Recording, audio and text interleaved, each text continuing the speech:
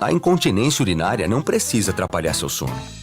Conheça a nova linha Tena Noturna, desenvolvida para posição deitada, garantindo uma noite tranquila. Tena Noturna, máxima proteção e segurança para toda noite.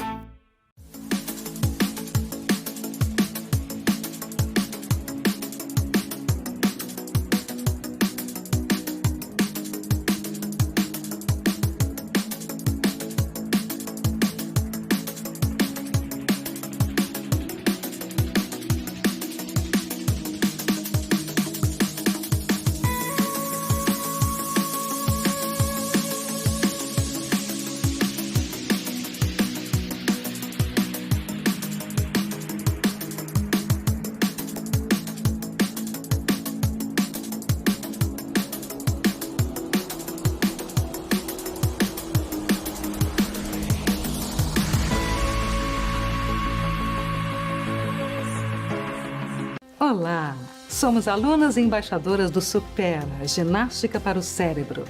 Todos os dias, milhares de pessoas conquistam um cérebro mais saudável e produtivo. Inclusive a gente, não é, mamãe? É verdade. As aulas são divertidas e desafiadoras. Desperte seu cérebro. Faça Supera.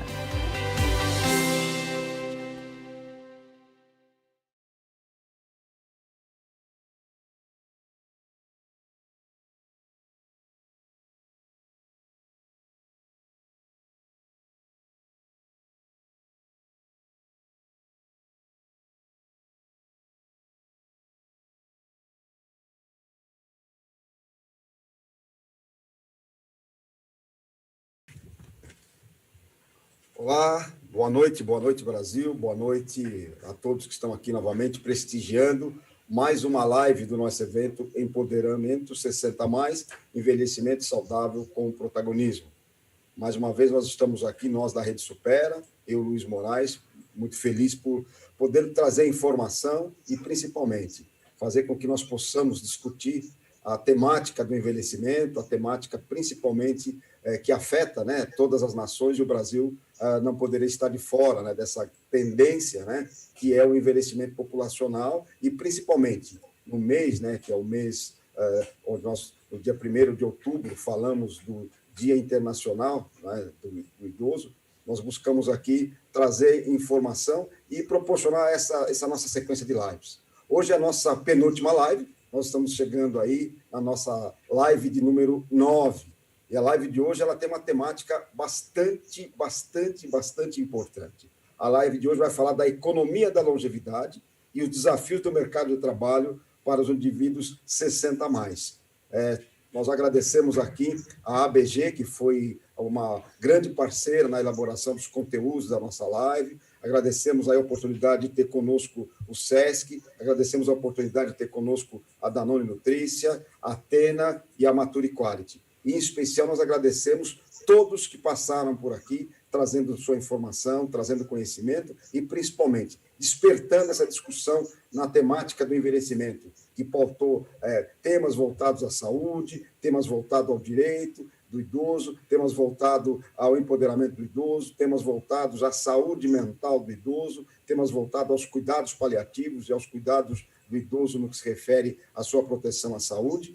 E a temática de hoje ela vem aqui enriquecer tudo isso, que é claramente a grande discussão que se tem. O que há de oportunidade no mercado de trabalho para os 60+. E mais do que isso, a gente traz hoje um especialista que é o indivíduo, com certeza, aqui no Brasil, cunhou o termo economia da longevidade. É um dos maiores especialistas que nós temos, que a gente tem que respeitar muito esse trabalho. Graças a esta temática, graças a essa discussão desses conceitos, nós temos aí o entendimento do que é a economia da longevidade. E também na live de hoje, a gente vai falar, né, de índices de locais no Brasil onde se pode envelhecer com qualidade de vida, onde há bastante respeito àqueles que passaram dos 60. É alguém que vai nos trazer aqui informação de que há muito por se fazer profissionalmente no mercado de trabalho, apesar das grandes dificuldades que se encontra quando você fala de envelhecimento. E algo bastante importante, a gente aqui procura trabalhar com a perspectiva de acabar com o estigma, né? De que você não tem vida ativa quando você passa dos 60 anos. Para falar conosco hoje, eu peço a vocês que aproveitem para fazer muitas perguntas. porque os dois especialistas que estão aqui hoje são profundos conhecedores dessa temática. Então, façam perguntas, mandem no nosso chat. Vocês que ainda não se inscreveram no canal, se inscrevam no canal, coloquem o seu curtir, compartilhem e aproveitem essa informação de hoje, que é uma informação muito, muito valiosa. Eu quero dar o meu boa noite aqui a todos vocês que estão conosco, e em especial aos nossos dois palestrantes, participantes, pesquisadores, que é o professor Jorge Félix e o Antônio Leitão, que já estão conosco aqui. Boa noite, professor Jorge, boa noite, Antônio. No nosso cronograma aqui de trabalho, a gente vai ter primeiro a grande apresentação e a fala e a apresentação de conceitos do Dr. Jorge Félix. Dr. Jorge Félix, ele é doutor em Ciências Sociais e mestre em Economia Política pela PUC, professor de Gerontologia da Universidade de São Paulo, pesquisador do CNPq, especialista em envelhecimento populacional, foi o primeiro pesquisador brasileiro sobre o tema Economia da Longevidade, que se fala Silver Economy, criou o Centro de Estudos da Economia da Longevidade, que é economiadalongevidade.com.br, integra o núcleo de pesquisa sobre desenvolvimento humano do programa de pós-graduação em Economia e Política, e também os grupos Núcleo de Estudo do Futuro da PUC, a Cátedra Inácio Sex, do Programa de Estudos Pós-Graduados em Administração de Empresas pela PUC São Paulo, Núcleo de Estudos e Políticas Urbanas do Programa de Estudos e Pós-Graduados em Ciências Sociais da PUC, e o Grupo de Estudos do Novo Desenvolvimento, coordenado pelo professor Luiz Carlos Bresser Pereira, da FGV. Além disso, né, é um global, né? Ele é comentarista e apresentador do É de Casa, do Encontro, do Bem-Estar, e o grande conceituador, né, da economia da longevidade, do termo de economia da longevidade. Professor Jorge, muito boa noite, é sempre um prazer ouvi-lo e aprender consigo. Aproveitem demais as informações que o doutor Jorge nos trará, e logo na sequência nós temos o ilustre Antônio Leitão. Doutor Jorge, boa noite, bem-vindo ao nosso evento. A fala agora é vossa. Obrigado, Moraes. Boa noite para todo mundo, boa noite ao Antônio. É um prazer estar aqui, agradeço muito aí o convite, né? Também da parte não só do Supera, como da Associação Brasileira de Gerontologia, que é uma organização formada, não é, pelos nossos egressos, né, nossos primeiros alunos, né, e que construíram essa associação que faz um excelente trabalho. Bom, eu queria começar, não é só explicando um pouquinho, né, o conceito da economia da longevidade, e depois a gente pode passar para, vamos dizer, outras questões do envelhecimento e os desdobramentos, né? Bom, eu sempre, né, coloquei isso no meu último livro. Quando você falou aí, eu comecei a trabalhar com o conceito de economia da longevidade, praticamente não existia literatura, né? Até eu recentemente estava fazendo assim, um trabalho de revisão bibliográfica para ver o que tinha de literatura, e, de fato, você não tinha praticamente literatura em 2007, né? Eu publiquei meu primeiro trabalho, né, com o conceito de economia da longevidade foi de 2007, no Congresso da Associação Brasileira de Economia da Saúde, que se deu lá na PUC de São Paulo. E por que isso, né? Porque a economia da longevidade, ela é, antes de mais nada, uma política industrial, né? Ela é uma política industrial, ela é uma política pública na área de economia que ela vai enxergar um potencial também de geração de riqueza na dinâmica demográfica, ou seja, no envelhecimento populacional. Então, ela é uma estratégia a partir de uma transformação que se dá quando você tem um envelhecimento da população nas famílias, né? Que as famílias com menos crianças, famílias com mais idosos, e você vai ter um impacto, portanto, na cesta de consumo dessas famílias. Essas famílias vão deixar de consumir algumas coisas, alguns produtos e serviços, vão passar a consumir outros produtos e serviços mais ligados às necessidades das pessoas idosas, né? Então, você vai desenvolver uma estratégia de política industrial para que o país produza esses produtos e serviços, ou pelo menos parte deles, ou pelo menos se posicione estrategicamente para que ele possa ser bom, né? Possa ser líder em algum produto que vai fazer parte dessa cesta de consumos, né? Então, quando eu olho hoje para trás, não é, nesses 13 anos, eu vejo que por que você não tinha, né, essa pesquisa, esse desenvolvimento do conceito de economia da longevidade naquele momento, e isso só passou a ser mais profícuo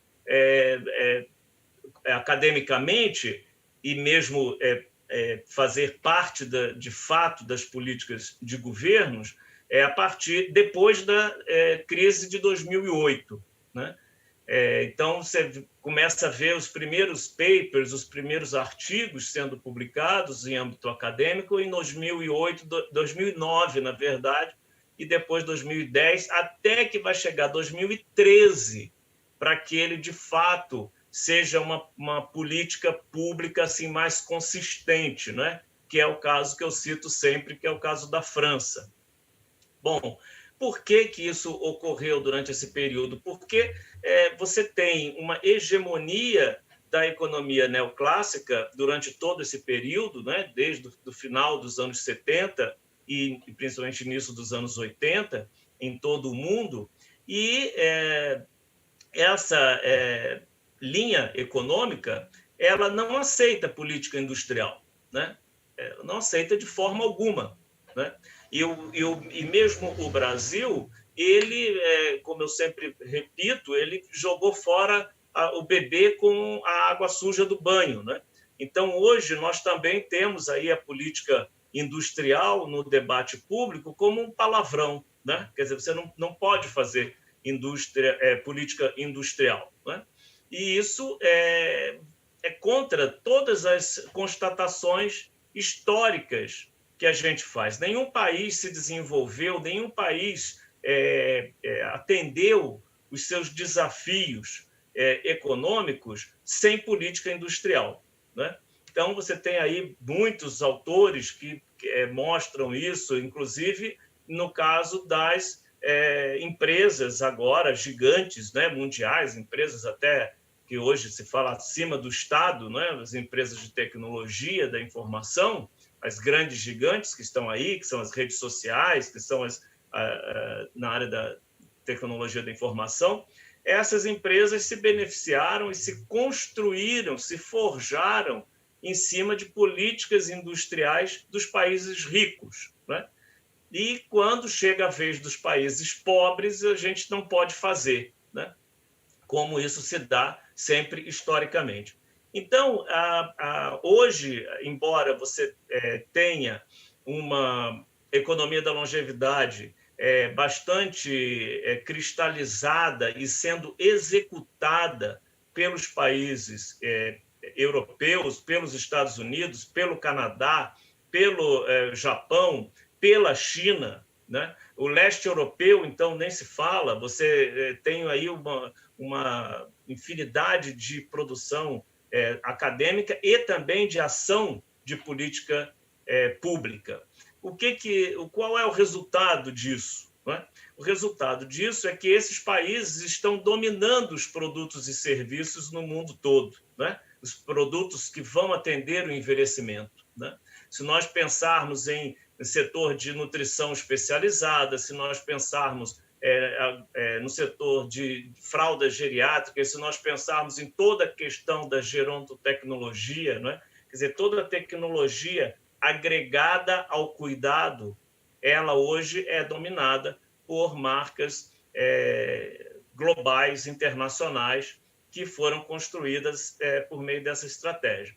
E outras estão em pleno desenvolvimento, né? Para citar um exemplo até mais recente, né, do que o caso da França, que na França tudo isso que eu estou falando virou lei, de fato, virou linha de crédito, virou investimento em pesquisa e desenvolvimento. Dentro do projeto Horizon 2020, que foi implementado pela União Europeia e agora foi ampliado, você tem um grande volume, né? Quando eu estou falando grande volume, são milhões e milhões de euros para a pesquisa e desenvolvimento. O Canadá, você tem uma FAPESP, né? Uma FAPESP só para a pesquisa, para o envelhecimento, né? Então, você tem o que eu chamo, no meu livro, denominei de geopolítica do envelhecimento, né? Você estabeleceu uma geopolítica do envelhecimento em cima de produtos e serviços, tanto para a saúde como para o cuidado, né? Então, eu vejo assim, você tem dois momentos dessa economia da longevidade. Um que foi logo depois da crise de 2008, né, que ela, de fato, saiu do âmbito acadêmico e foi para uma execução de política pública, né, que já vou falar já outros exemplos, como agora também, com a pandemia, nós temos a economia da longevidade, nós temos está se acelerando nesses países, não é? Por quê? Porque nós vimos que essa dependência ela está aí no âmbito da, né, dependência dos países de produtos que vão ser necessários e mais demandados para uma sociedade envelhecida. Nós vemos aí o caso os casos que ocorreram durante principalmente o início da pandemia, né? da dependência de vários países, de muitos países, que se desindustrializaram, né?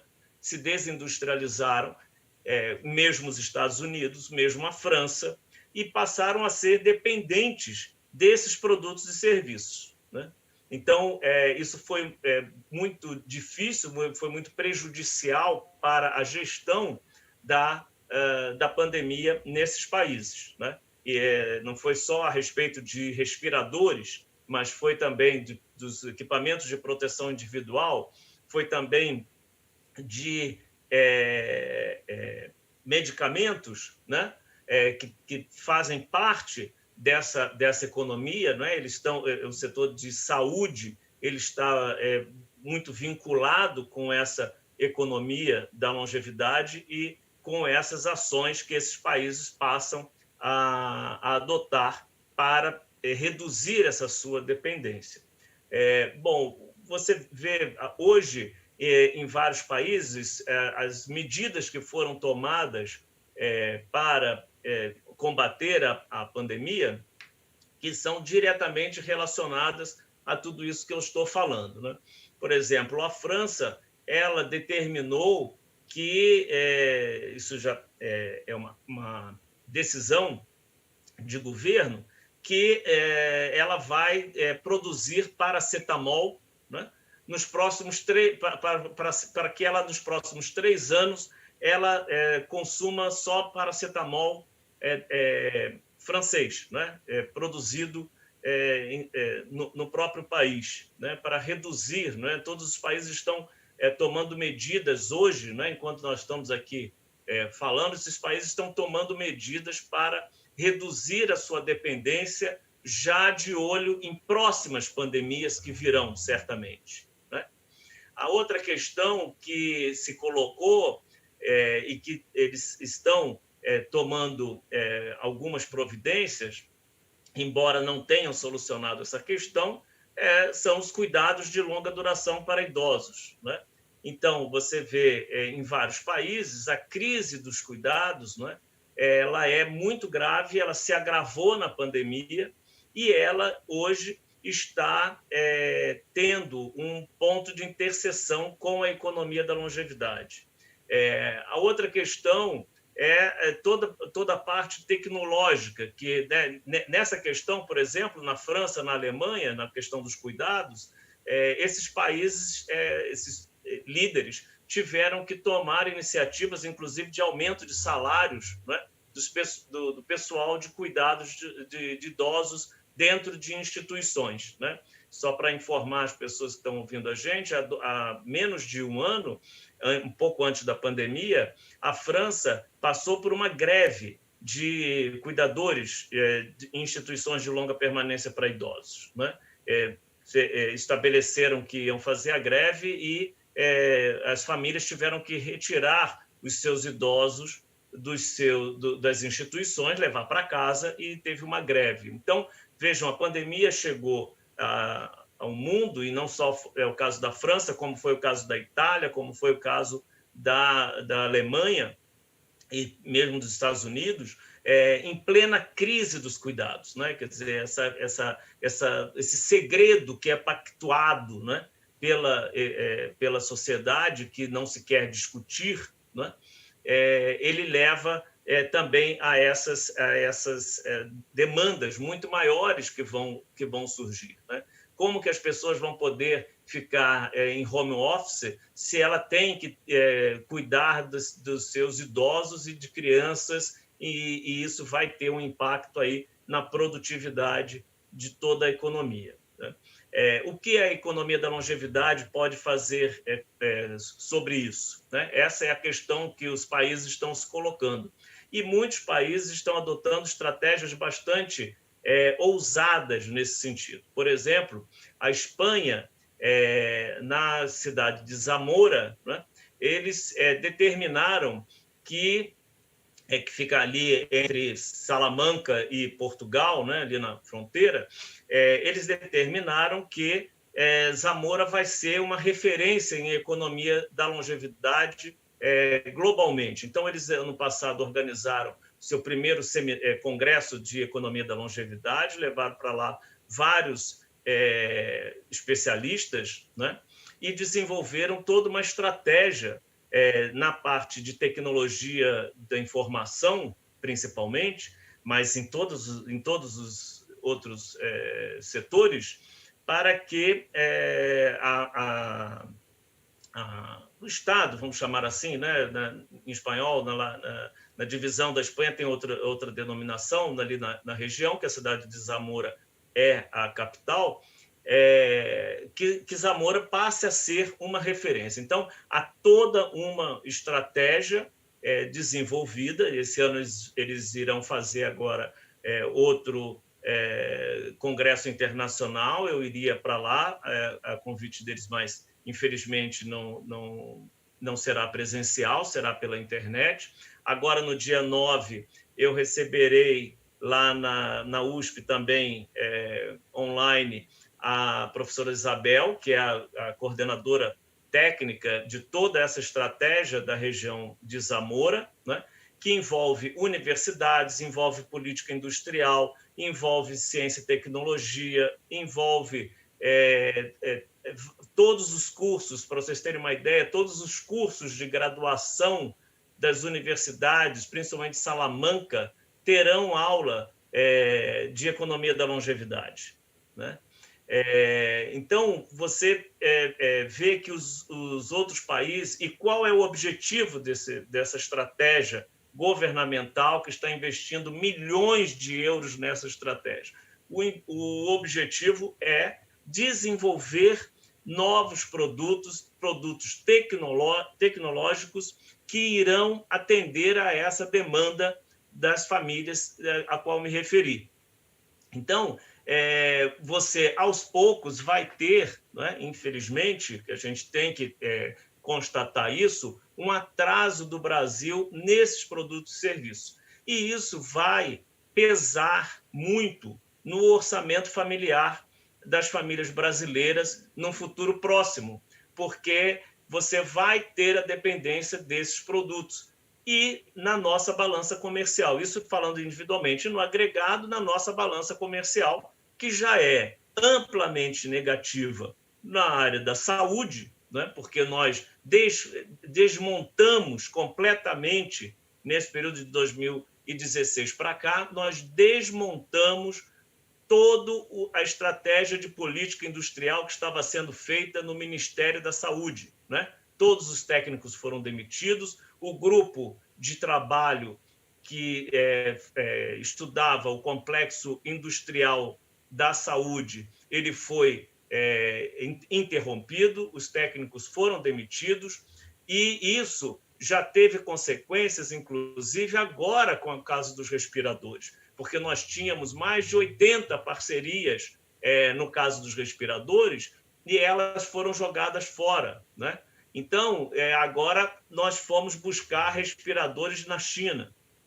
Esses projetos todos que vocês veem aí na televisão, de respiradores que foram construídos por alunos e universidades aqui e ali, faziam parte dessa estratégia, né? Eles foram interrompidos, porque tiveram suas linhas de pesquisa interrompidas pelo governo federal. Então, por que isso? Porque, pelo motivo que eu falei, porque essa linha econômica ela não admite política industrial, né? Não admite política industrial. Então, você tem uma grande consequência. Qual a consequência disso tudo para o trabalhador idoso, né? E para os idosos em geral? Porque nós temos pesquisas, principalmente em relação ao leste europeu, em relação ao Canadá, que nos países, nas cidades, porque a economia da longevidade ela pode ter uma estratégia da cidade, ela pode ter uma estratégia regional, no caso do Estado, né? Ou uma estratégia do país, como é o caso da França. Nos locais, nas cidades, nos estados, onde nós tivemos experiências, né, e políticas de economia da longevidade, você tem claramente várias consequências positivas em relação à redução, principalmente, do preconceito com a pessoa idosa, porque você traz para o campo do envelhecimento jovens engenheiros, jovens arquitetos, enfim, toda a interdisciplinaridade no campo da gerontologia, que vai trazer esses jovens, esses estudantes, esses jovens pesquisadores para a área do envelhecimento. Então, eles passam a ter uma outra relação com o processo de envelhecimento e com a população idosa, né?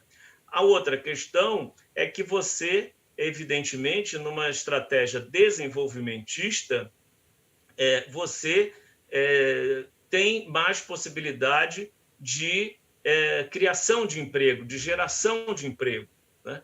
Então, assim, não quero dizer aqui que, claro, evidentemente, todos os países aí ricos têm todos os problemas que a gente possa imaginar. Mas o que eu destaco sempre é que esses países eles não estão de braços cruzados. Pode parecer que a gente vendo esses problemas todos em relação ao envelhecimento que tiveram, né? Principalmente agora na pandemia, com a relação de questão de cuidados, abandono dos idosos, o número de mortos em instituições de longa permanência em relação ao total, que nos outros países foi praticamente a metade, e aqui no Brasil já existem projeções que mostram também que nós ficaremos aí em torno de 45% das mortes pela Covid-19 será de idosos institucionalizados. Então, eles não resolveram todos os problemas, evidentemente, mas eles não estão parados, né? Eles estão se movendo.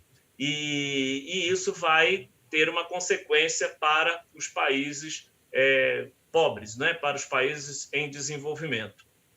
E a principal consequência é que pode, de fato, agravar muito a tendência, né, que eu sempre coloco em vários textos que eu já escrevi em relação ao trabalho, de fragilização da segunda metade da carreira, né?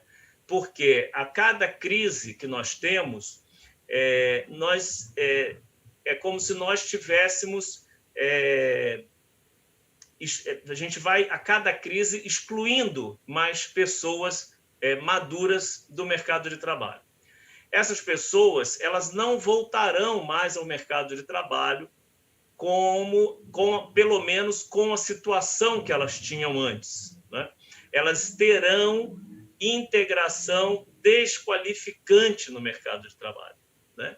Elas serão, de fato, trabalhadores mais vulneráveis no mercado de trabalho, tanto pela idade, como pela redução de vagas que o próprio desenvolvimento da tecnologia vai colocando, como a chamada quarta revolução industrial, como pela perda de habilidades, né? Porque hoje o que caracteriza hoje a sociedade informacional é a velocidade, não é? Nós vivemos numa dromoeconomia, não é? O dromo é um prefixo da velocidade, não é? Usada muito pelo Paul Virilio, que é um grande teórico da comunicação. Então, essa velocidade ela está acima da nossa capacidade humana. Não tem ninguém aqui assistindo a gente que possa dizer que está atualizado na internet, né? Nem os jovens estarão atualizados. Quem achar que vai estar atualizado está vivendo uma ilusão, né? Porque essas inovações elas correm muito mais rápido do que a nossa capacidade humana. Mas, no caso do mercado de trabalho, isto é bastante mais, né, é muito mais acelerado, porque você adquire uma habilidade e logo na sequência você já perdeu aquela habilidade. Aquilo não é mais uma vantagem para você no mercado de trabalho. E quanto mais tempo você fica fora do mercado de trabalho, fora de uma empresa que esteja operando no estado da arte da tecnologia, né? Porque não basta você estar no mercado de trabalho, você tem que estar numa empresa que está operando no estado da arte da tecnologia, ou bem próximo dele, para que você possa ser uma mão de obra minimamente atualizada para pular rapidamente para outra vaga que o mercado lhe ofereça, né? Se isso não está acontecendo, se nós temos agora os dados mostrando uma grande parte, né, do desemprego afetando as pessoas jovens e as pessoas mais maduras, né, de 50 anos e 60 anos, essas pessoas mais maduras elas terão uma quase que incapacidade de retornar ao mercado de trabalho, de ser absorvida novamente pelo mercado de trabalho, né? Então, nós já vemos, quando a gente analisa uma perspectiva de longo prazo, de 20 anos, a gente vê o quê? Você tem... porque muitas vezes as pessoas pensam assim, você tem mais pessoas idosas trabalhando, né?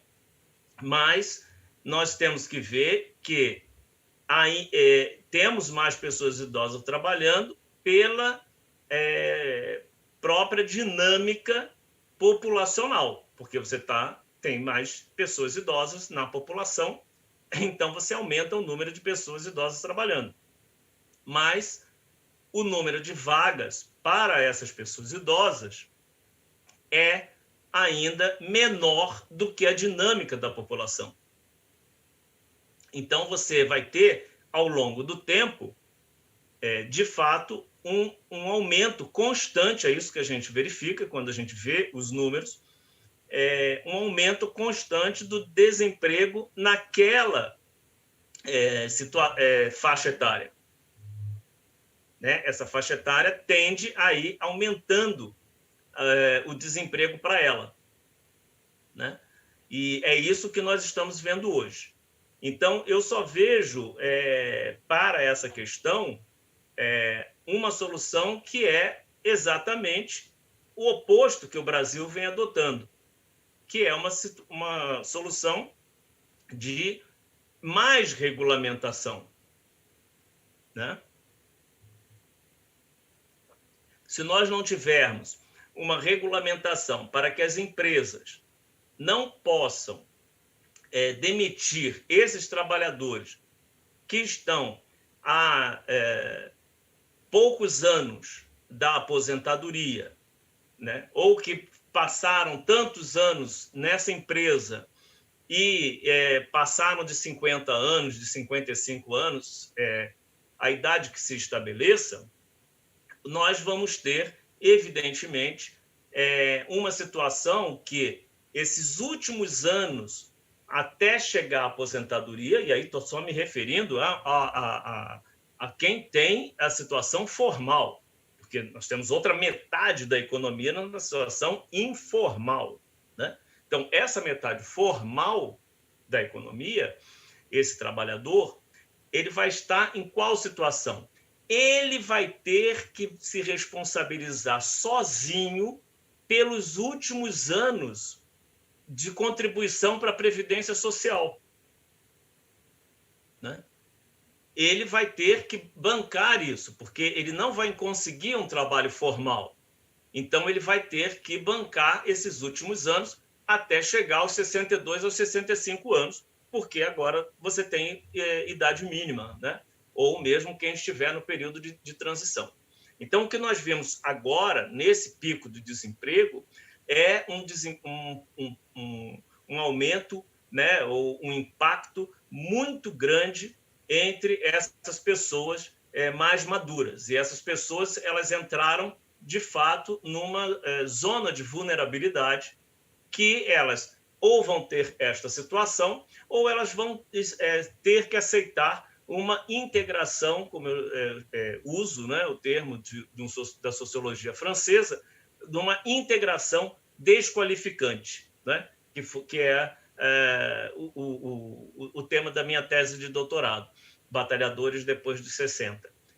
E isto é um fenômeno mundial, né? Isto não é um fenômeno brasileiro. E nos países onde você não teve uma regulamentação de mercado de trabalho, onde você já não tinha ou você deixou de ter, este fenômeno, né, esta realidade que eu estou desenhando aqui, foi observada e já está amplamente registrada aí pela literatura econômica, né?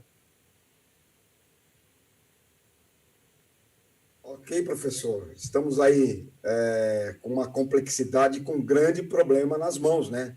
O mundo todo está com essa problemática, o Brasil ainda muito mais, né? Eu acho que o panorama que o senhor deu é um panorama que mostra para a gente o quão complexo e o quão é necessário que se debruce sobre essa problemática. E a última fala vossa, eu quero aproveitar aqui para dizer a vocês que estão participando da live, aproveitem o chat aí para perguntar para o doutor Jorge Félix o que quiserem. É uma rara oportunidade de discutir com alguém que está teorizando a economia da longevidade. Daqui a pouco a gente volta com muitas perguntas relacionadas a esse tema. Eu acho que o senhor colocou aí um momento bastante singular e uma fala muito singular, que é falar dos batalhadores depois dos 60. Então, só aguarda que daqui a pouco a gente vai falar um pouco dessa temática, professor. Muito obrigado pela vossa exposição. Vai se preparando que as perguntas vão começar a chegar, viu? Tá bom. Bem, continuem aí mandando as perguntas no chat, aproveitem, né, para curtir o nosso canal. E agora a gente vai complementar tudo aquilo que o professor Jorge Félix nos passou, e essa complexidade da temática ela exige uma reflexão bastante ampla. Eu acho que é importante destacar que esse é um problema que o mundo todo está passando, o Brasil mais fortemente, principalmente em função da necessidade que se tem de tratar dessa temática com política pública, com ações governamentais. E a nossa live de hoje ela também tem a perspectiva de dizer o seguinte, nós continuaremos a trabalhar depois dos 60, por vários aspectos, seja pelo aspecto econômico, seja pelo aspecto do propósito de vida, e porque a gente tem muita vida ainda pela frente. E para falar dessa temática, frente à complexidade que o senhor acabou de introduzir, né, deixou muita gente de cabelo em pé, falou, nossa senhora, como é que eu vou fazer agora com um país que tem uma dificuldade enorme de trabalhar a política industrial? Eu queria trazer agora para tratar não só a temática, né, do mercado de trabalho após os 60, mas para falar também de cidades do Brasil onde é importante, onde a gente envelhece melhor, onde tem economia, onde tem longevidade, mas onde tem também oportunidades de trabalho. Eu queria chamar para a nossa live agora o Antônio Leitão. O Antônio Leitão ele é gerente institucional do Instituto de Longevidade de Mongeral Egon. Ele foi embaixador da Rede Aging 2.0 em São Paulo. Ele é bacharel em psicologia pela Universidade Federal do Rio de Janeiro, é especialista em gerontologia e um profundo pesquisador da temática envelhecimento, principalmente em relação a um pouco daquilo que o Dr. Jorge nos colocou, que são políticas públicas, e ele vai falar de um índice que tem ditado, né, referências no Brasil, e vai falar da temática um pouco do que é o mercado de trabalho para os 60+. Antônio, prazer em estar contigo, é um grande pesquisador também. Agora é contigo abrir esse horizonte e também trazer esperança para todos nós aqui, que a vida continua depois dos 60, dos 70, dos 80, mesmo com toda essa necessidade complexa de tratar algumas variáveis. Antônio, boa noite, bem-vindo. E não se esqueçam de colocar as perguntas no chat. Agora aproveitem para ouvir a abordagem do Antônio e colocar as perguntas de vocês. Bem-vindo, Antônio. Obrigado, Moraes. Estão me ouvindo bem? Ok, tranquilo? Maravilha. Bom, boa noite. Boa noite, Jorge. Boa noite a todo mundo que está nos ouvindo. Agradeço aí o convite da Supera e da ABG para estar aqui compartilhando, discutindo esse assunto tão importante com todos vocês. Eu vou começar trazendo, enfim, uma breve visão aqui do Instituto de Longevidade Mongeral Egon, né? Que organização é essa, onde ela está situada, de forma que, enfim, mostrando um pouquinho dessa nossa visão de mundo, dessa nossa leitura da temática da longevidade, de como a gente atua, como a gente organiza a nossa atuação, enfim, tentar conectar um pouquinho aí com a fala do Jorge tanto do ponto de vista da economia da longevidade quanto da questão do mercado de trabalho para quem tem mais de 60 anos. Então, o Instituto de Longevidade Mongeral Egon, ele é parte, né, de um grupo empresarial, o Grupo Mongeral Egon, um grupo bastante longevo, né, são 185 anos de atuação contínua aí no mercado de serviços financeiros no Brasil, então, quarta empresa em atividade contínua há mais tempo. Então, um longo histórico aí de serviços prestados. E que há coisa de 10 anos, um pouquinho mais, na verdade, passou a integrar um grupo internacional que tem presença em vários países, que é o Grupo Aegon. Foi daí que juntou o Mongeral. O Mongeral é a empresa brasileira histórica, tradicional, e que se juntou com a Aegon. E, enfim, como eu falei, esse grupo está em diversos países, em dezenas de países mundo afora. E essa conjunção, né, essa união e essa presença em diferentes realidades, né, permite que a gente, como grupo, tenha uma visão global dos efeitos sociais e econômicos, né, que tanto a longevidade quanto o envelhecimento têm sobre essas diferentes realidades, né, e como elas estão respondendo com as suas peculiaridades a essas transições, essa transição demográfica. De forma geral, o nosso entendimento, né, é que há desafios, sim, né, há muitos desafios associados a esse cenário, né, e muitas vezes esse cenário da longevidade e do envelhecimento ele é até categorizado, rotulado como algo muito ruim, muito problemático, e de fato a gente viu aqui na exposição do Jorge, enfim, e de outras referências também, que há de fato muitos desafios, mas também há muitas oportunidades, né? Só que tanto para fazer face aos desafios, quanto para aproveitar as oportunidades, é preciso que haja um esforço coletivo, talvez haja um esforço dirigido, tanto do ponto de vista individual quanto do ponto de vista coletivo.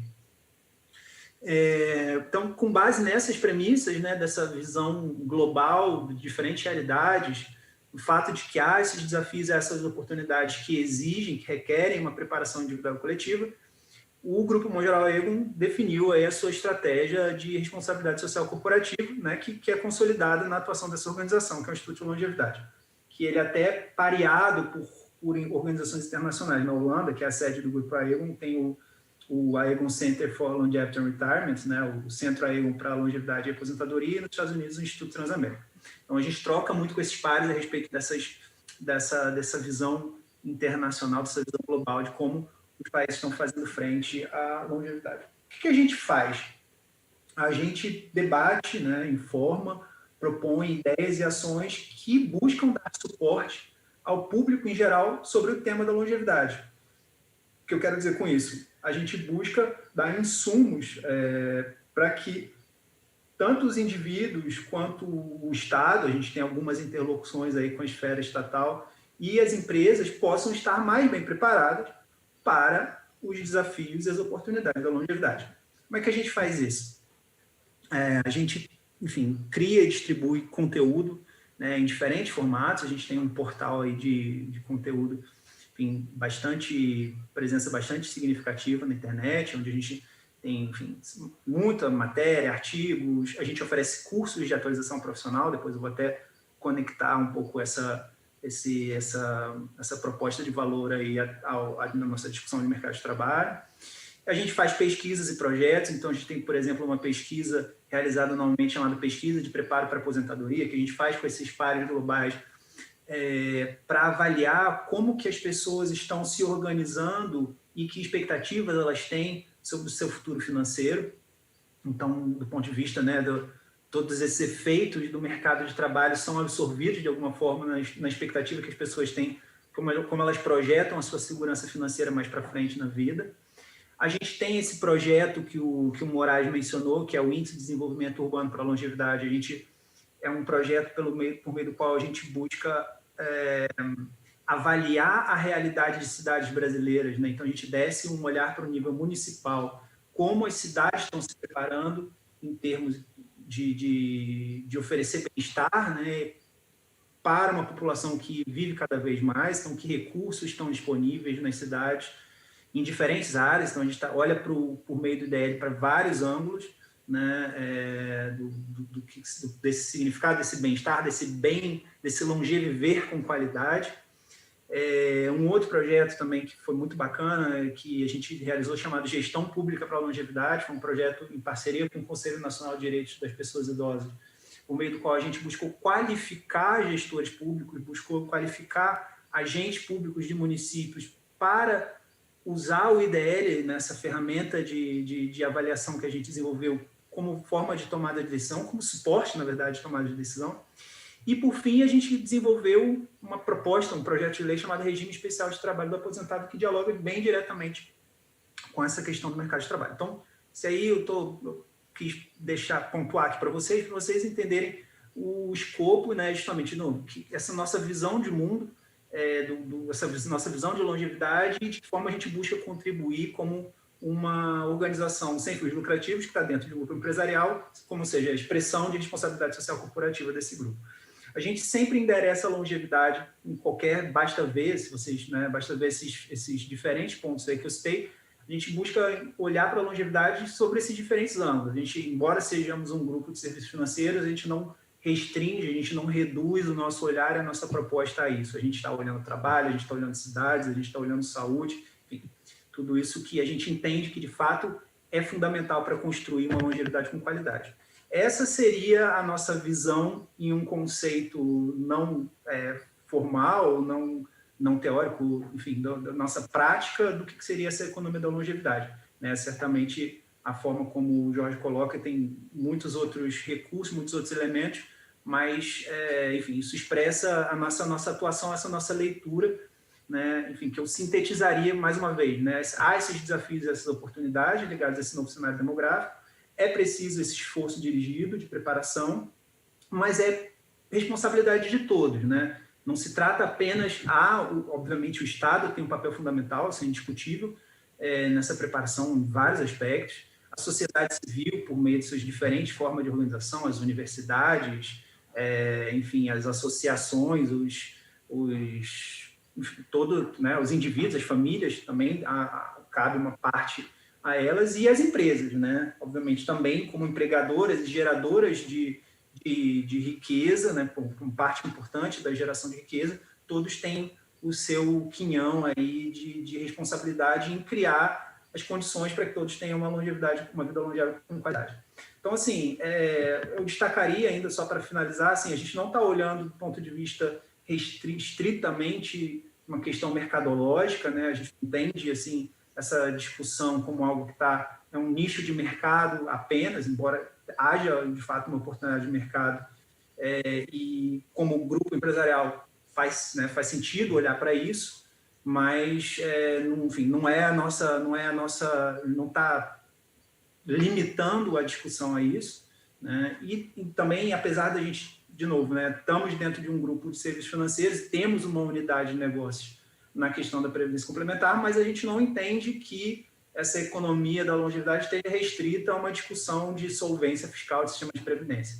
Não é disso que se trata, embora seja uma discussão importante ser discutida também.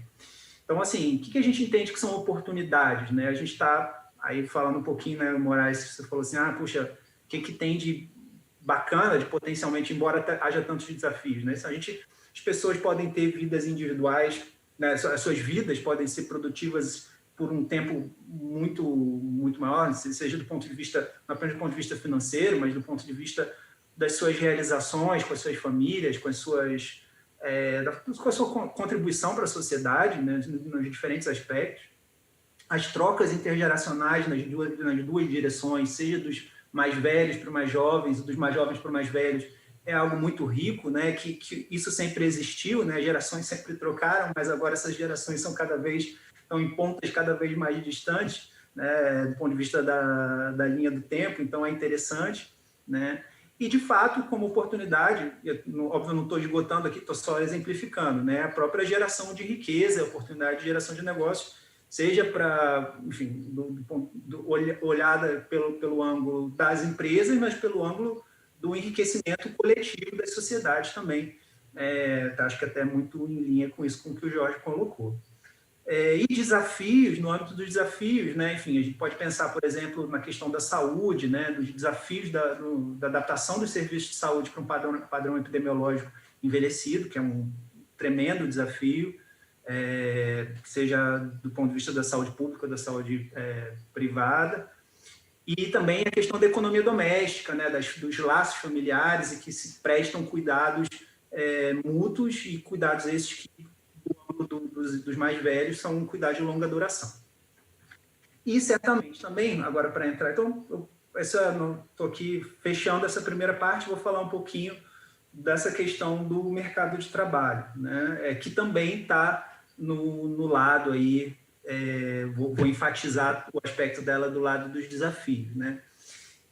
O mercado de trabalho, ele no mundo, ele tem um aspecto desafiador para todos, que foi também já citado pelo Jorge, né, que é o fato de que o conhecimento, hoje em dia, se prolifera, né, com uma velocidade insana, né, e se torna obsoleto de forma igualmente rápida, né? Então, assim, as nossas formações escolares, universitárias ou técnicas, muito rapidamente deixam de ter validade e aplicabilidade porque surgiram N outros conhecimentos que já ultrapassaram.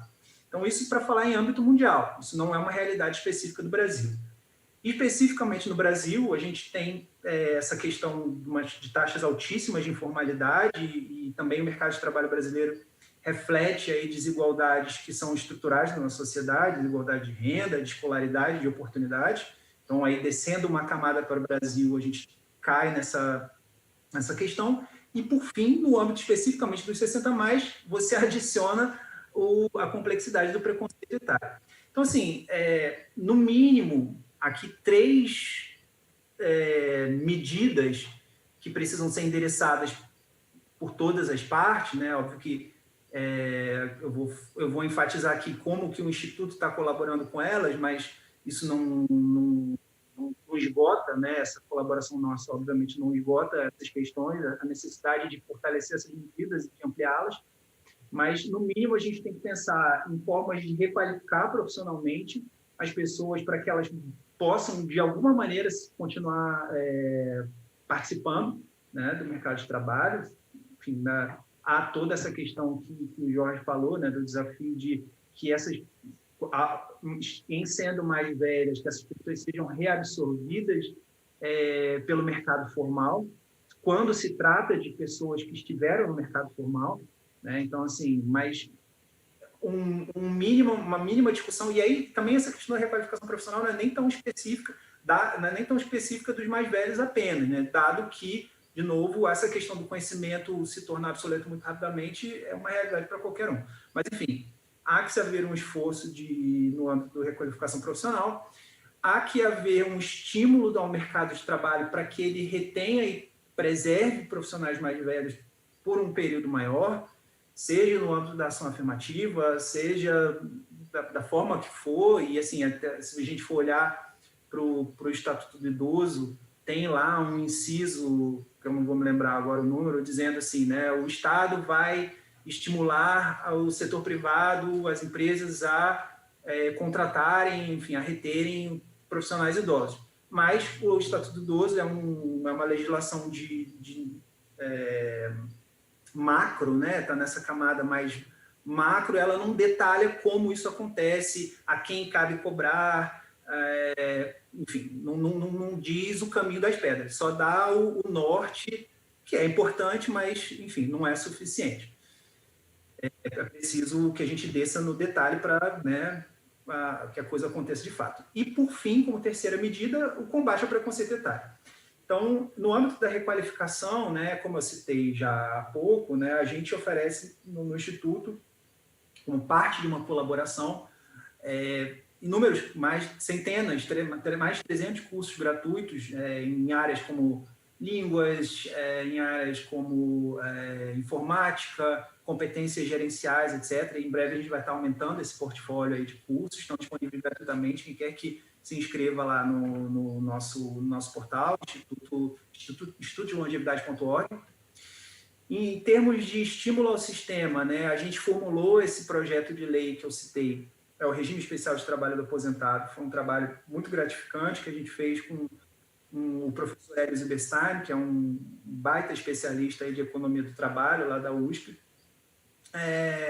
De forma muito sumarizada, obviamente esse projeto de lei é uma coisa muito complexa e detalhada, né, mas sumarizadamente ele é uma forma justamente de estimular a contratação de pessoas que tenham mais de 60 anos e que sejam aposentadas, né, em um regime de trabalho diferenciado. Fazendo uma analogia, seria uma lei do estagiário para idosos aposentados, né, onde houvesse possibilidade, onde houvesse algum grau de formalização, né, muitas vezes essas pessoas trabalham mais, uma taxa de formalidade ainda maior do que eu acho que a média do mercado de trabalho. Então, assim, com algum grau de formalização, mas que não seja exatamente uma CLT. Né? Então, assim, até porque dentro da configuração que a gente elaborou, essa lei se aplicaria a quem tem mais de 60 anos, ou seja, quem é idoso e aposentado. Então, por exemplo, um dos estímulos imaginados seria, por exemplo, a isenção da contribuição previdenciária, uma vez que esse indivíduo já contribuiu, já recolheu e os seus empregadores no passado também já o fizeram. Então, infelizmente, esse encaminhar desse projeto de lei não aconteceu da forma como a gente gostaria, né, nos trâmites parlamentares aí. Na verdade, a gente tomou, logo no início do Instituto, lá em 2016, a gente fez uma aproximação por meio do SEBRAE né, para que esse projeto chegasse nas casas legislativas e pudesse ser discutido, mas a gente confessa que tomou um susto muito grande, assim, com a virulência do ambiente político, ainda mais que a gente estava ali perto de tudo o que aconteceu no país em 2015, 2016, e a gente acabou botando um pezinho para trás, demos um passo para trás. Apesar disso, apesar de não ter progredido nesse aspecto, o projeto de lei reta possibilitou que a gente abrisse uma discussão que eu considero importante, justamente a respeito disso, a respeito de que estímulos são esses, de que formas há para que essa realidade de alguma forma seja contornada, né? E hoje não é, felizmente, aliás, não há muitas outras propostas hoje na mesa em debate, seja em esfera nacional, esfera federal, seja em esfera municipal. Vou citar aqui uma iniciativa interessantíssima que está em curso aí, tomei conhecimento recentemente até, em São Paulo, até mobilizado por próprio grupos organizados por idosos, pessoas acima de 60 anos, etc., se mobilizaram numa espécie de advocacy ali espontâneo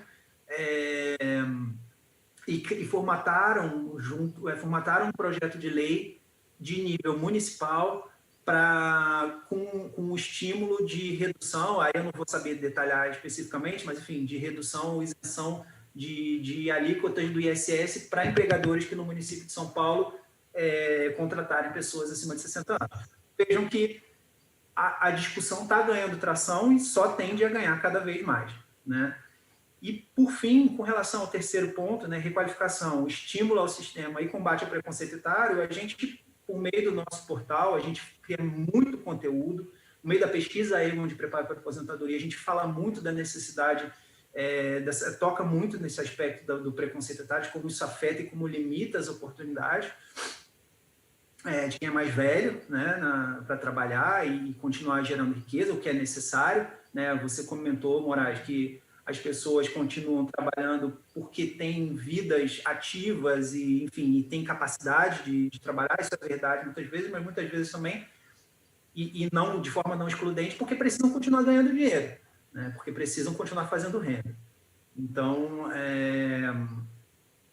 esse aspecto do combate preconceito etário é fundamental, que a gente dá a nossa humilde colaboração aí por meio da criação dessa comunicação, que a gente faz por meio ostensivo do nosso portal.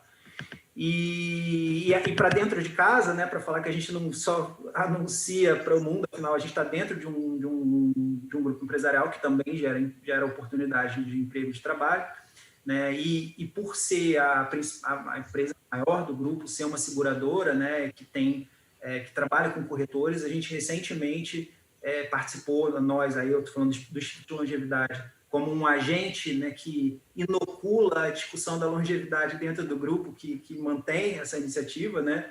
A gente ajudou a conceber aí um programa de estímulo à seleção de pessoas acima de 50 anos para virarem corretores de seguros. Ou seja, o cara que tem acima de 50 anos é uma pessoa que tem experiência de vida, né, que entende, né, por ter passado, por ter uma experiência, por ter uma trajetória, entende a forma como as necessidades de segurança e de segurança financeira, de proteção, vão mudando em função das diferentes etapas da vida, né? Então, ela tem o estofo de vida, de fato, para ser um bom vendedor. Então, a gente recentemente fez um pequeno piloto, a Magna, aí não foi um instituto, mas, enfim, um instituto participou da discussão, a Mag Seguros, que é o nome da seguradora, fez um piloto de seleção de recrutamento de corretores acima de 50 anos que vai ser estendido e continuado a partir do ano que vem.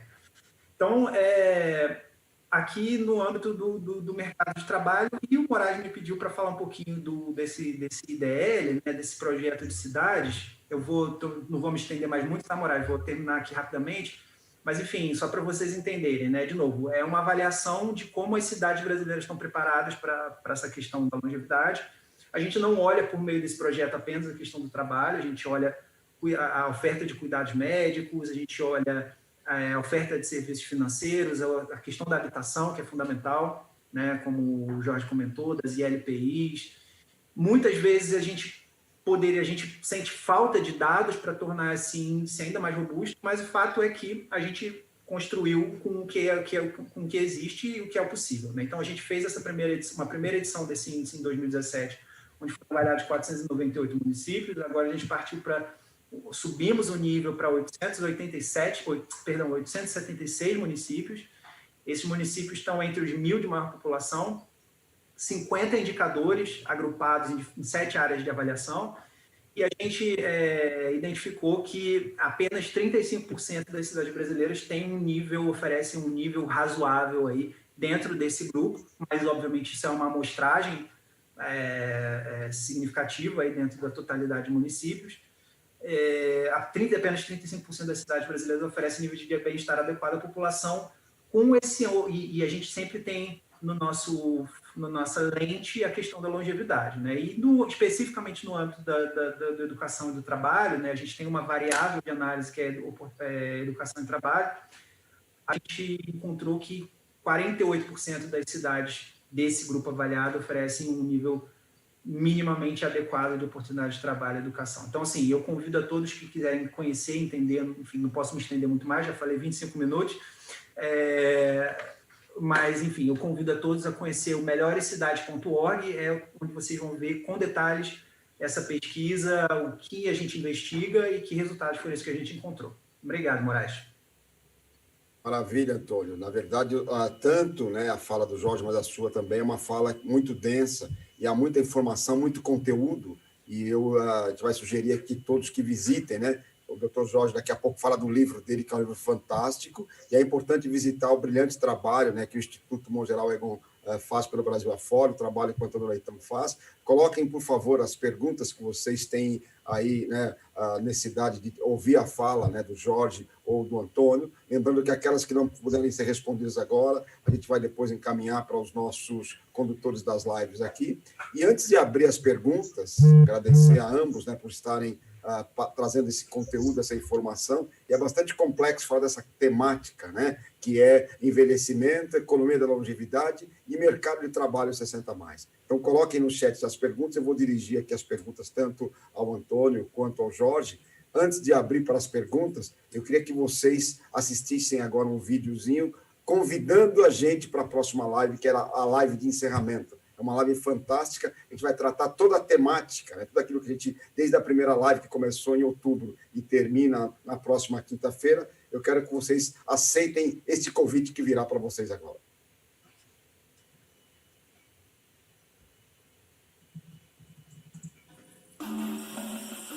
E esta live vai bombar, e esta live vai bombar, 100% gratuito e nós também vamos estar lá. Eita, Caixinho. Rapaz, live maravilhosa. Certo. Show de bola. Vai ser muito bom. É 100% gratuito. 100% gratuito. É uma live empoderamento 60 mais saudável. 60 mais saudável, Caixinho. Show de bola. Castanha, ó, é o mês de outubro todinho. É mesmo? Né? É o mês de outubro. Certo. Começando a partir do dia 6. Vai ser todas as terças e quinta-feiras. Mas, rapaz, maravilha. Essa live vai até o dia 5, viu, de novembro. Nós vamos estar no dia 5.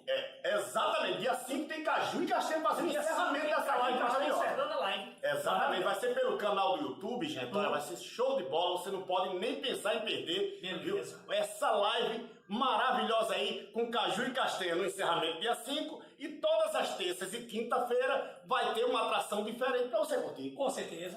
Então vamos dizer, esta live vai bombar, e esta live vai bombar. 100% gratuito e nós também vamos estar lá. Um abraço aqui do Castanha. E outro do Caju. Fique com Deus. Amém.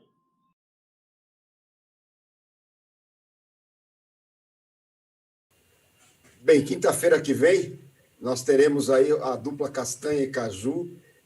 Eles trabalham, né, o mundo artístico assim, já há muitos anos e vão tratar a temática com seriedade, tudo aquilo que a gente discutiu desde o início das nossas lives, mas eles vão também trazer, né, a perspectiva do bom humor, da alegria e principalmente do otimismo para que nós possamos enfrentar essa perspectiva e o desafio de envelhecer saudavelmente no mundo e no Brasil. Antônio e Jorge, algumas perguntas, né, apareceram aqui, e eu queria que vocês pudessem responder, e vai para ambos essa pergunta, não vai dirigida a ninguém. Essa é uma pergunta que eu tenho certeza que todos gostariam de fazer, né? Ela vem do Márcio Siqueira, que pergunta o seguinte: questionamento para os convidados. Além da qualificação profissional, que outra postura pode ser adotada pelo trabalhador 60+, para maximizar as oportunidades e superar as adversidades do mercado de trabalho?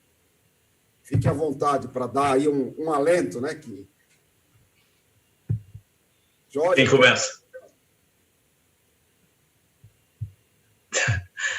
Não, eu acredito que além da qualificação profissional, isso vale para todos os trabalhadores, e eu falo até isso para os meus alunos, tudo.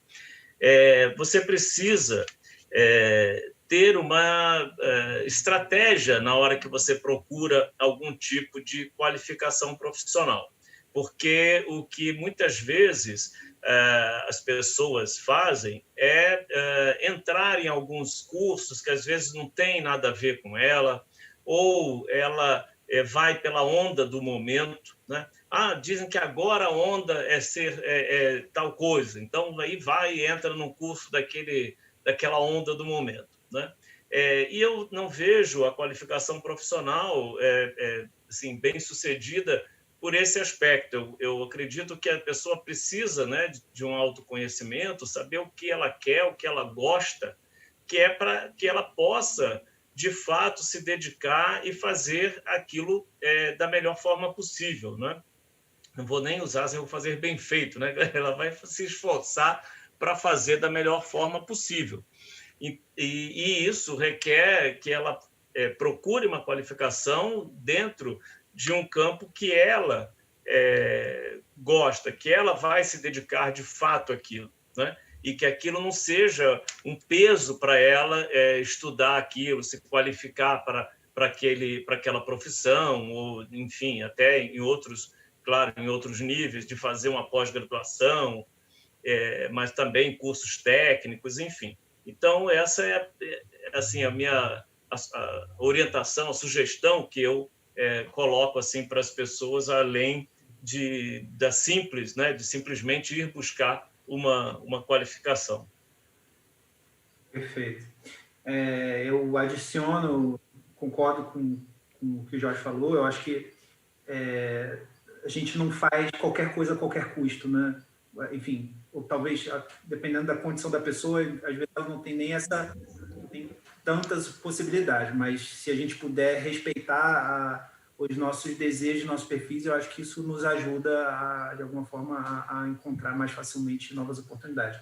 Eu adiciono, eu acho que os seguintes fatos, eu acho que hoje em dia ter uma presença digital, né, do teu perfil profissional em redes sociais, você tem redes sociais específicas de mercado de trabalho, ou de trabalho, como o LinkedIn, mas não apenas, né? Eu acho que hoje é muito importante construir essa presença digital, porque você é encontrado mais facilmente, as tuas habilidades podem ser apresentadas mais facilmente, é uma quantidade muito maior de pessoas do que você tem no teu círculo já construído, né? Então, você pode estender isso por meio de uma presença digital, e isso pode, dentro de uma estratégia que converse, né, com uma complementação, se for o caso de um novo curso ou de alguma coisa dentro da tua estratégia, isso é importante, seja essa estratégia qual for. E o segundo ponto, eu acho que é conectar-se à sua rede, né? Eu acho que, assim, sobretudo para quem, enfim, para pessoas mais maduras, né, que já têm um percurso, né? Eu acho que tem um ponto importante. Nesses anos aí de trabalhando no Instituto de Longevidade, eu tive a oportunidade de trocar com outras organizações, inclusive, que atuam de forma até mais intensa e mais forte nessa questão do trabalho ou do empreendedorismo, como a Mature, como o Lab 60. Aqui no Rio também tem algumas pessoas, enfim, discutindo isso bastante. E eu, dessas experiências, dessas oportunidades, assim, eu sempre percebi de forma muito intensa, assim, como é importante para uma pessoa que aos 50, aos 55, ou até às vezes até antes, aos 45, se viu desempregada ou se viu, enfim, limitada no seu acesso ao mercado de trabalho, e ela se conectando com outras pessoas que estão na mesma condição, isso as motiva, isso as ajuda, né, a encontrar a força interior, que a gente sabe que é um aspecto fundamental. Tem a questão da requalificação, tem a questão do conhecimento, que obviamente é super importante, mas a desmotivação, né, pode bater muito forte e pode ser um fator muito, muito complicador. Né? Então, eu acho que se conectar à tua rede e a pessoas que estão na tua circunstância, infelizmente, eu acho que hoje, por meio da internet, por isso a presença digital é tão importante, você consegue encontrar, inclusive, pessoas que você nem conhecia, que estão nessa situação mesma que você, e fazer disso uma alavanca para você encontrar novas oportunidades, para você eventualmente abrir um negócio, para você, ou, enfim, conseguir uma indicação para uma nova oportunidade de trabalho. Você está no mudo, Moraes, a gente não está te ouvindo. Nós estamos falando aqui, né, dessa temática, né, da economia da longevidade, da temática do mercado de trabalho de forma bastante ampla. E aí tem uma pergunta que está sendo apresentada, eu vou resumir, são várias pessoas colocando uma temática que acho que a gente pode resumir em uma grande pergunta, tanto para o senhor, professor, quanto para você, Antônio, que é dizer o seguinte: o Brasil ele é um país, como muitos outros países, que tem a perspectiva do envelhecimento, e tem hoje a discussão muito forte, né, do preconceito em relação ao idoso, seja o idadismo, seja o ageísmo e etc. A pergunta clara, dentro de tudo aquilo que vocês teorizam: idoso, 60 a mais, o envelhecimento, ser velho, é um problema ou é uma oportunidade econômica de consumo? Não, eu acho que não pode ser resumido nem numa coisa nem outra, né? seríamos muito simplistas, limitar muito a questão. Eu não vejo que seja um problema em forma alguma. E todas as questões, né, o que aconteceu no final dos anos 70 para cá, e principalmente os anos 80, os anos 90, é que a economia, né, principalmente a hegemonia da economia neoclássica no mundo, ela culpabilizou a população por problemas que ela mesma criou, né? Problemas que ela mesma criou ao mercantilizar todas as esferas da vida, né? Então, claro que a população vai ser o problema, né? Então, assim como antes você colocava, né, teóricos que caíram por terra, mas Malthus, por exemplo, né, que colocava assim, o problema é que as pessoas têm muito filho, vai faltar alimento no mundo, né? Depois aqui, essa ideia foi amplamente difundida aqui, que o problema era que as pessoas pobres tinham muito filhos, né? E agora o problema é que as pessoas envelhecem, né? Então, isso daí é apenas uma retórica econômica, né? A questão é quais as políticas públicas que você adota, né? A quem você acha que o Estado está a serviço, né? E a quem as empresas estão a serviço, né? Porque as empresas hoje, elas, dentro do processo capitalista contemporâneo, elas estão a serviço único e exclusivamente de seus acionistas, né? Única e exclusivamente dos seus acionistas, dos seus executivos que recebem por bônus, né? Então, você muda completamente a gestão, tanto da empresa como a gestão da política pública. Então, evidentemente que dentro dessa perspectiva, o envelhecimento vai ser um grande problema. E foi isso que colocou para a pessoa idosa a estigmatização, né? No meu livro, eu falo disso, né? Quer dizer, você tem uma mudança na economia a partir dos anos 80 que ela retorna com a estigmatização, né? Essa estigmatização no pós-guerra, ela havia desaparecido, né? Você tinha muito mais a responsabilidade de todos, do Estado, da sociedade e dos próprios indivíduos. Mas essa mudança econômica que o mundo todo assistiu, ela mudou essa perspectiva e trouxe de volta essa estigmatização, né? Então, essa estigmatização, ela vem, sobretudo, numa questão de produtividade, né? A pessoa idosa, ela é vista como uma pessoa que ela não é mais produtiva, ou ela não é produtiva ao nível que o acionista desejaria que ela fosse. Então, evidentemente, que o salário dela será sempre, sempre, sempre considerado alto. Pode ser o menor que for, mas vai ser considerado alto. Então, o que as empresas vão tentar sempre fazer é criar formas de relações trabalhistas que ela se livre desse custo, mas que ela utilize a mão de obra da pessoa idosa. Isto é o ageísmo. Isto é o idosismo, que eu prefiro a palavra idosismo. É quando você quer a mão de obra da pessoa idosa, mas você não quer pagar por ela. Você não quer pagar pelos direitos, principalmente de saúde. Então, se cristaliza o preconceito à pessoa idosa dentro do mercado de trabalho. Assim como, nesta evolução capitalista, da economia capitalista, nesses últimos anos, 90 já no nosso século, isto passou a atingir também os jovens, porque os idosos já estavam nessa situação. Essa situação de um descarte do bagaço do trabalhador depois dos 45 anos, ele já se dá desde do final do início dos anos 80 para cá. E aí, a partir do final dos anos 90 para cá, o que a gente vê em todas as estatísticas da OCDE é que esse descarte passou a atingir os jovens também.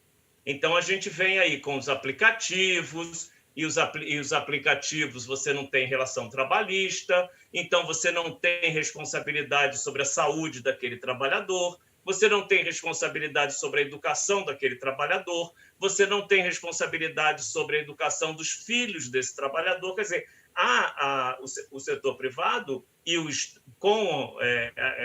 construído pelo Estado, né, com a quiescência do Estado, ele conseguiu se livrar de tudo. Então, você foi para uma relação trabalhista que, de todo mundo, ela não tem compromisso, né? E o preconceito contra a pessoa idosa é exatamente isso. Você não tem compromisso com ela, você nem como familiar, nem cuidar dela, nem como empresa, nem como Estado, nem em nada, né? E por quê? Porque ela é vista sempre como não produtiva. Mestre Antônio, considerações? Desafios, se trata se o idoso é um problema ou uma solução, é isso? É isso. Não, eu também não acho que se trate de categorizar, de rotular, é impossível, né, dizer que é um problema ou uma solução. Eu acho que, de novo, né, um pouco do que eu busquei trazer, eu acho que há desafios que são condicionados a configurações aí, tanto de ordem macroeconômica, quanto o próprio fato, né, das pessoas viverem mais e muitas vezes isso trazer fragilidades para a sua saúde que vão exigir cuidados especiais, muitas vezes cuidados que são muito caros, seja por um cuidador, seja pelo sistema de saúde, enfim, isso tem que ser equacionado de alguma maneira, né? Enfim, é um desafio. Então, algumas dos exemplos que eu citei lá no desafio. Por outro lado, se a gente consegue, de alguma forma, lidar com esses desafios, a gente pode ter coisas muito positivas também. Enfim, eu acho que, sei lá, no âmbito eu citei a questão das trocas intergeracionais, né? Enfim, eu acho que você vê uma coisa que eu nunca acho banal, assim, né? Mas o cuidado não pago, né? O cuidado não pago e aí eu estou falando assim, por exemplo, dentro de uma família, né? Um avô, uma avó que está cuidando de um neto, por exemplo, para dar um exemplo qualquer, tá? E que está, por exemplo, facilitando o trabalho dos pais desse neto, né? Ou seja, que está aliviando o cuidado a essa criança pelos seus pais e responsabilizando um avô, uma avó que obviamente tenha condições de fazê-lo, é uma coisa fantástica, quer dizer, é uma contribuição não financeira, mas de um valor econômico significativo para aquela unidade doméstica, para aquela família continuar e prosseguir. Estou dando um exemplo. Então, assim, acho que não é nenhum problema, nenhuma solução. Problema, certamente não. Acho que há um desafio e há muitas formas de que essa população, que somos nós, na verdade, né? Assim, sempre me perguntam assim, mas você é jovem, por que você trabalha com idoso? Gente, tipo, não é uma coisa segmentada assim, né? Eu acho que é a nossa vida, é da nossa vida que a gente está falando, seja da idade que for. Então, assim, ter a colaboração das pessoas na esfera que for, dentro da sua capacidade, é algo desejável, seja do ponto de vista da satisfação, da realização, do pertencimento, seja do ponto de vista econômico. Maravilha. Bem, a gente tem aqui várias perguntas, mas a gente está se estendendo no nosso horário, a gente estava prevendo aqui falar por 1 hora, essa live deveria ter pelo menos uns 3 dias, né, para falar dessa temática toda. De qualquer forma, todos vocês que estão assistindo a live, coloquem aí as suas perguntas, a gente vai chegar aqui agora na nossa fase final. O objetivo era exatamente esse, propor discussões e chamar a atenção de todos para uma temática tão relevante que é essa temática, né, da economia da longevidade, mas pendendo para essa perspectiva do público, do privado, da discussão dos paradigmas, dos valores, e principalmente para dizer algo que a gente tem que afirmar. o estigma em relação a envelhecer, ele tem que ser eliminado do país, da vida das pessoas, é um aspecto cultural. Então, nós vamos fechar essa nossa live claramente entendendo um conceito, né, que é muito importante e que os pesquisadores colocam. Né? Nós vivemos a nossa momento de criança, né, de adolescente, a juventude, a vida adulta, mas com essa perspectiva, né, do tempo de vida que nós temos cada vez mais longevo, a maior parte da nossa vida, se nós chegarmos, né, aos 100 anos, vai ser depois dos 60. Nós temos que olhar para essa realidade de forma muito intensa, né? E aí, para a gente poder encerrar essa nossa live, e a gente faz isso todas as nossas lives aqui, é pedir para que cada um de vocês vai pensando um segundo, que possa dar uma mensagem, né, de fechamento e principalmente de alerta para todo esse público, seja ele jovem, seja ele adulto, seja ele já idoso, com a questão do envelhecimento. Em relação ao envelhecimento, aquilo que a gente tem que, de fato, estar alerta. Quero chamar a atenção de vocês, que essa é a nossa penúltima live. Na próxima quinta-feira, nós encerramos esse ciclo de lives. É uma proposta do Supera tratar temáticas que possam levar para a sociedade informação e conhecimento. Né? Eu quero chamar a atenção aqui o excelente trabalho que o professor Jorge faz de pesquisa, são livros, e a gente tem que comprar, inclusive, o último livro dele, que é sensacional. O trabalho que a Mongeral, o Instituto Mongeral Egon faz, o trabalho do Antônio Leitão, e eu quero até que você diga, né, Antônio, quanto tempo a Mongeral existe? A Mongeral é uma empresa que existe da época do Império, se eu não me engano, né? Uma empresa longeva, então esse processo todo é dizer... Primeiro reinado. Primeiro reinado. Então o envelhecimento é uma temática que tem que ser tratada e o estigma tem que ser combatido. Então, agradeço a vocês que estiveram conosco até agora. É uma das lives mais longas que nós tivemos. Esse assunto não se esgota. Nós, do Supera, temos como proposta, nós trabalhamos a perspectiva do envelhecimento através da estimulação cognitiva, através da ginástica cerebral. Para dizer, nós temos muita vida, seja na infância, seja na vida adulta e, principalmente, na vida em que nós chegamos depois dos 60 anos. Há muito para a gente percorrer e garantir longevidade, saúde e preservação dos direitos. Chamo a atenção de vocês para que nós estejamos na próxima live, quinta-feira, será uma live show. Alguém perguntou aqui, como é que nós vamos comer castanha com caju? Foi a Belzinha Andrade, que está aqui com a gente desde o começo, participando das lives. Nós vamos comer castanha com caju, na embolada do castanha e caju, tratando de forma séria, mas bem-humorada, essa temática do envelhecimento. Muito obrigado a todos vocês que estiveram conosco até agora. Eu, Luiz Moraes, fico por aqui. Nos encontramos na próxima quinta-feira, às 19 horas, para a nossa live show. Live com castanha, caju, com a doutora Thais Bento, a doutora Eva, para fecharmos esse nosso ciclo de lives. Quero deixar aqui agora a palavra sábia, com conhecimento e informação e com a mensagem de otimismo e de realidade para o professor Jorge, para as suas despedidas e nos trazer e nos brindar com seus conceitos e com uma palavra, né, de otimismo, uma palavra de esperança e uma palavra de transformação. Antônio Leitão também, que você nos salve e encerra a nossa live. Eu me despeço aqui. Boa noite a todos. Se inscrevam no nosso canal e esteja conosco na próxima quinta-feira, às 19 horas. Boa noite e até lá. Antônio, Jorge, com vocês. Eu acho que sempre falo isso, né? A longevidade, ela é uma grande conquista de nós, né? Dos seres humanos, né? Os seres humanos sempre pesquisaram, sempre lutaram e tudo para viver mais, né? Viver muito, né? E a longevidade é essa grande conquista. Mas, assim, a gente tem que sempre ir conquistar a conquista, né? A conquista nunca está garantida, né? Então, eu acho que essa é a mensagem. Há uma avenida enorme pela frente, né? Há muitas possibilidades no envelhecimento, mas a gente não pode parar de ir em busca de garantir essa conquista. Ótimo. Eu gostaria de deixar como mensagem o seguinte: vamos nos preparar para viver mais e melhor.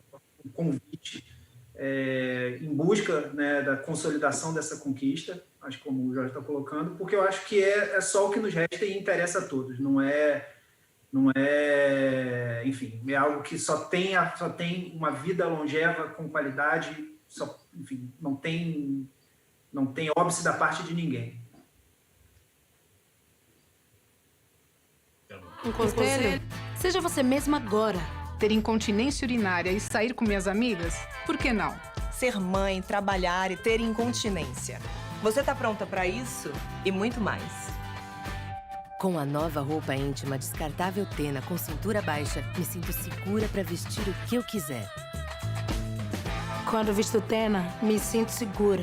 Me sinto forte. Me sinto eu. Nova roupa íntima descartável Tena Pants Discreet. Olá! Somos alunas e embaixadoras do Supera, Ginástica para o Cérebro. Todos os dias, milhares de pessoas conquistam um cérebro mais saudável e produtivo. Inclusive a gente, não é, mamãe? É verdade. As aulas são divertidas e desafiadoras. Desperte seu cérebro. Faça Supera.